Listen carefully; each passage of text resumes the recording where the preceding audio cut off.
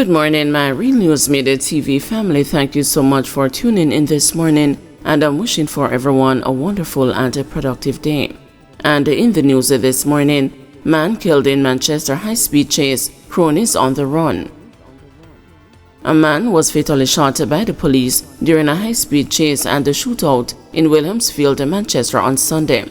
Preliminary reports are that about 5 p.m., police were at a vehicular checkpoint at Kendal when a white Toyota Mark X motorcar was observed turning in what appeared to be an attempt to elude law enforcement. Further reports are that the Mark X then traveled towards Williamsfield, where another police team attempted to intercept the vehicle. A high-speed chase and a shootout reportedly ensued. During the chase, the Mark X crashed into a pickup near the Williamsfield train line. The driver of the pickup sustained minor injuries to his hand and had to seek cover during the shooting. The Mark X came to a stop near Hope Village at a bar. 2 occupants of the car escaped on foot. A third occupant was found suffering from what appeared to be gunshot wounds and was taken to hospital, where he was pronounced dead. Police have since cordoned off the area. 4 killed in Westmoreland crash. 4 people are dead following a collision on the Culloden Main Road in Whitehouse, Westmoreland on Sunday. Head of the Westmoreland Police Division, Superintendent Othniel Dobson, confirmed the incident with the news.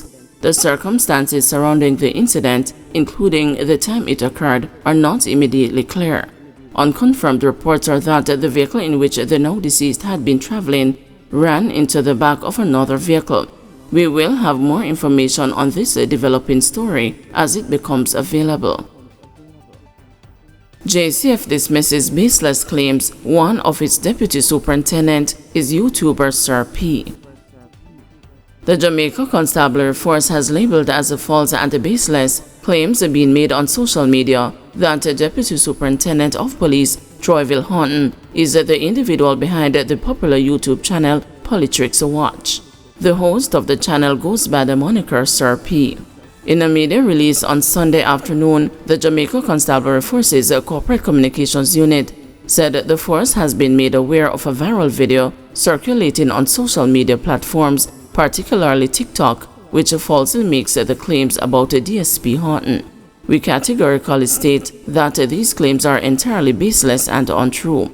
DSP Horton is not associated with this YouTube channel or any of its affiliated social media accounts.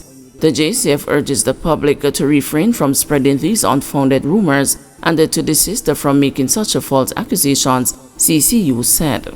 It notes that the channel is known for its commentary on crime, violence, and the law enforcement has often been the target of controversy and the threats due to its content.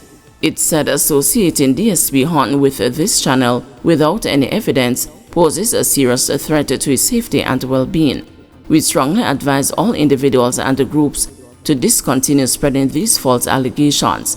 The JCF remains committed to monitoring and addressing any threats arising from these unfounded claims. DSP Horton has been notified of the situation and is advised to remain vigilant in his personal and professional activities, the CCU said. Businessman charged for allegedly holding taxi driver at a gunpoint. A 25-year-old businessman has been charged after he allegedly forced a taxi operator at a gunpoint to wait while he and his associates burnt an object wrapped in tarpaulin. The police say about 8:20 p.m. on May 1, Kamal MacDonald chartered a man's taxi and instructed him to take him and several other persons to another section of St. Catherine. They reportedly loaded something wrapped in a tarpaulin into the trunk. The police say when the taxi operator stopped the car, the men disembarked and removed the wrapped tarpaulin from the trunk. MacDonald then allegedly brandished a firearm, pointed it at the taxi driver, and ordered him not to move until they were through burning what was removed from the trunk. MacDonald later reportedly instructed the man to take them back to where he had picked them up. Following an investigation, MacDonald was removed from a flight and taken into custody on June 7. The police say with his permission, his phone was reviewed and found to contain personal information of persons living overseas.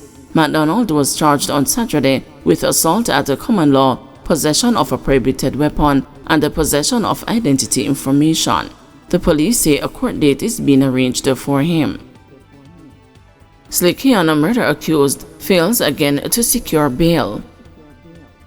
Rashawn Patterson, the man charged in connection with the October 2022 murder of social media influencer Anika Slickiana Townsend, has once again been denied bail following his latest appearance in the St. James Circuit Court last Thursday.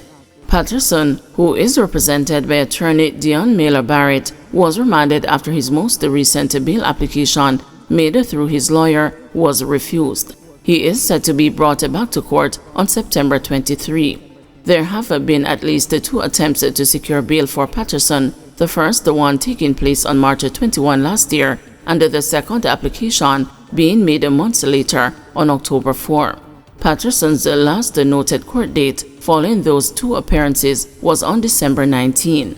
Patterson's first bail application on March 21, 2023 was rejected by presiding High Court Justice Andrea Thomas after the prosecution pointed to correspondence that the defendant reportedly made to Rohan Rose, who is separately charged with misprision of a felony, for not reporting the crime to the police, indicating that Patterson had killed Townsend on October 21, 2022. The application was rejected despite attorney Mailer Barrett arguing that her client's health and safety would be compromised if he remained in custody, citing an alleged attempt to put glass in his porridge, which he was provided among his meals.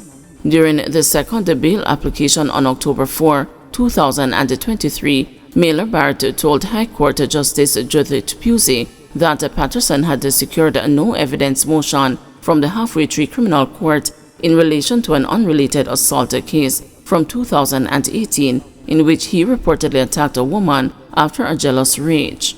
However, Pusey rejected that application due to concerns that Patterson was a likely flight risk and could potentially reoffend if granted bail. Patterson was arrested on November 2, 2022 during a high-level police operation after Townsend's body was found floating in the sea in Redding, St. James on October 21 that year. A subsequent post-mortem examination 3 days later on November 5 determined that Townsend had been strangled, with the death occurring sometime between 11 p.m. on Thursday, October 20 and 9 a.m. on Friday, October 21. Patterson was then formally charged with her murder on November 11.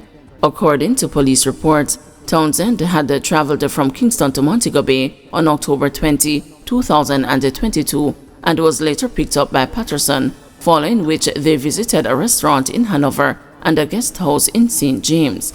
Sometime during the night, an argument developed between the two, following which Townsend was strangled and her body disposed of. Prior to Patterson's first failed bail application on March 21, 2023, his bail hearing was initially scheduled for December 15, 2022, at which time he was represented by attorney Michelle Thomas. The hearing was put off to March 9, 2023 due to several documents being outstanding from the prosecution's case file at that time.